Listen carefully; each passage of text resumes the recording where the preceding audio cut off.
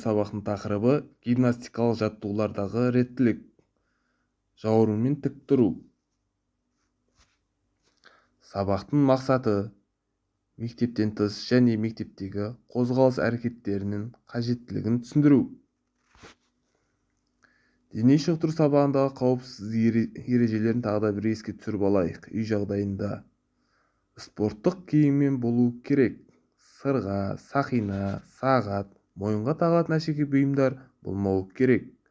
Жаттығу жасау кезінде айналаңда кедергі жасайтын немесе қауіп төндіретін заттар болмауы керек. Жалпы дамыту жаттығулары.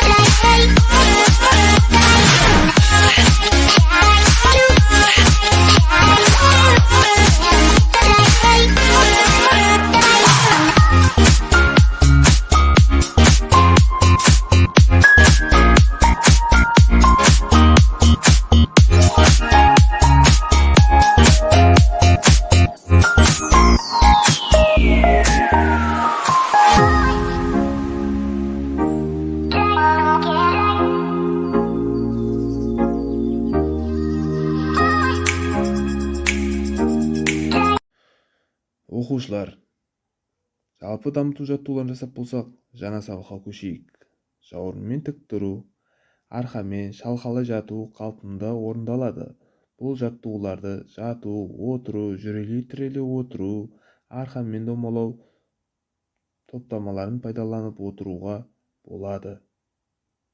Дене мен аяқты көтеріп, желкемен және жауырынмен тіреп, шынтақтарымен еденге тіреп, бір-бірін жақындап, қолдарымен белге сүйеп, жамбасты алға беріп орындайды.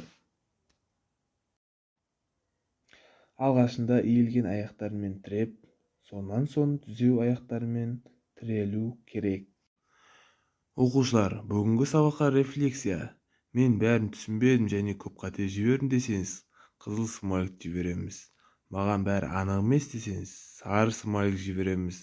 Ал маған бәрі түсінікті десеңіз, жасыл смайлик жібереміз. Сабақ аяқталды, сау болыңдар.